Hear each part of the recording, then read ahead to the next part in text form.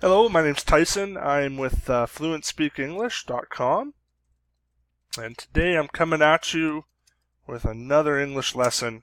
In order to improve your TOEFL score, we really need to enrich your vocabulary. So the goal of this series is to do just that, is to enrich your vocabulary with more sophisticated words. Okay, so today's word we're going to talk about is abandon. Okay, now this word can be used as a verb, as a noun, and we'll discuss both ways. Okay, so first of all, as a verb, we would use this word to talk about the discontinuation or ceasing to support or take care of something. Okay.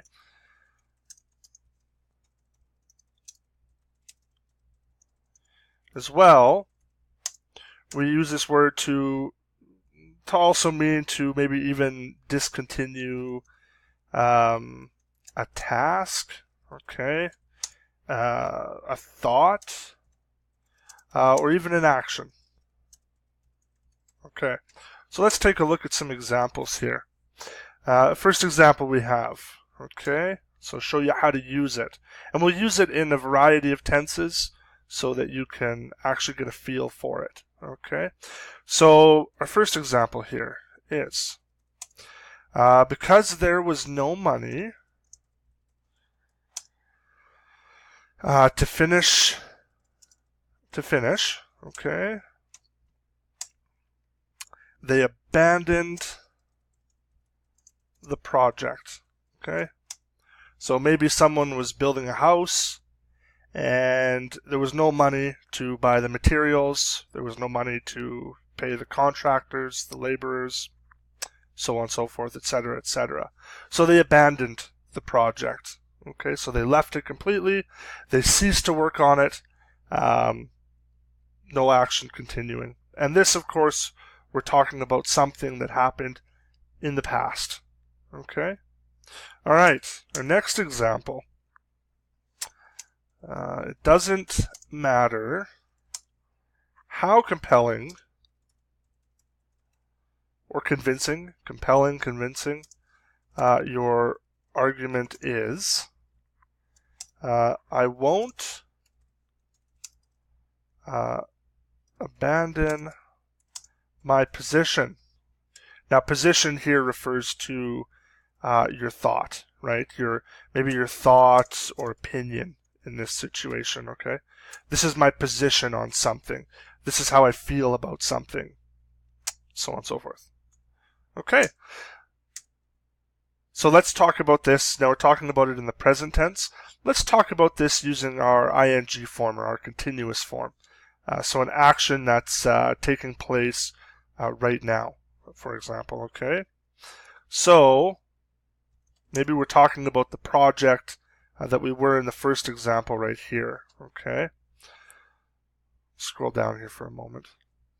So in this situation, maybe the laborers or the contractor is saying this to the project manager. They might be saying, we are, all right, abandoning this project, all right, because the company won't pay us for our labor. Okay? Labor, you can also spell it B-O-R, depends on where you are. North American English or British English. Okay, great. Now, you can also use this word as a noun. Okay, and this word as a noun, it would basically describe a feeling, or I should say not describe, because we use adjectives to describe things, right? But we would say it refers to an emotion of complete freedom. Okay?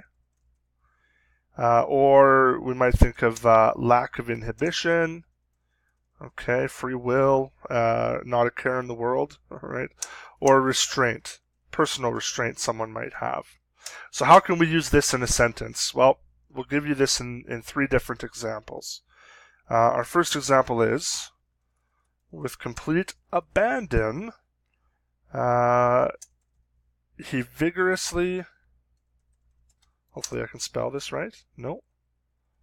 With complete abandon, there we go.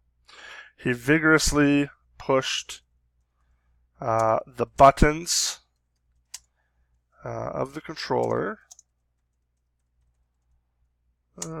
hoping to win the video game match, tournament, whatever. So maybe you've heard of this before in English.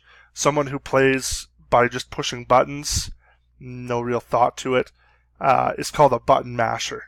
Okay, so in a similar way, this person with complete abandon vigorously pushes the buttons of the controller, hoping to win the game, or hoping to win the video game match. Okay, but he's doing it without any forethought, complete lack of inhibition, complete lack of restraint, strategy, things like that. Okay, let's take a look at our second example here. Okay, with abandon and lack of awareness.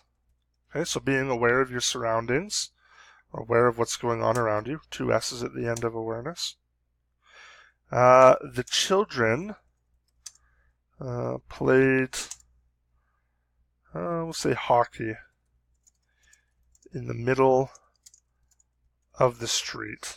Okay, now maybe we're referring to a very busy street here where it might be dangerous for the children to be playing on the street. Okay, you might see this in movies.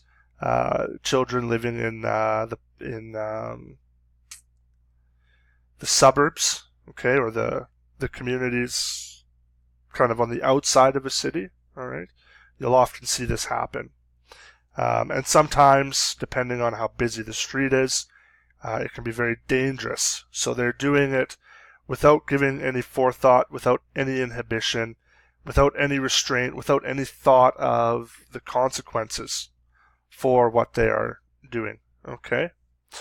Let's give you one more example here. Okay. We'll go back to our example of building something, a project. Okay. So we'll say every project, right, needs a plan of execution. Okay. So the way we're using execution here doesn't mean to kill somebody, all right? It just means to complete something or to do something, okay? To execute something. Just like maybe you execute a program by double-clicking on it on your computer, for example, okay? So every project needs a plan of execution. Otherwise, we may as well continue with abandon. Okay, so continue with complete free will, lack of restraint, not going according to a plan. Things don't work out when you do this. So things don't work properly when you do this on a project. So anyways, I hope you found this lesson very useful. If you want more lessons like this, you can visit fluentlyspeak.com. There we have an online training course that we're always working on to help people improve different aspects of their English for different goals.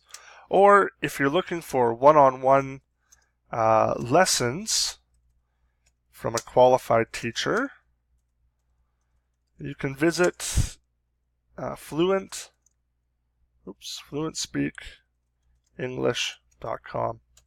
All right, now I would also like to hear your opinions. How would you use this word as both a verb and a noun?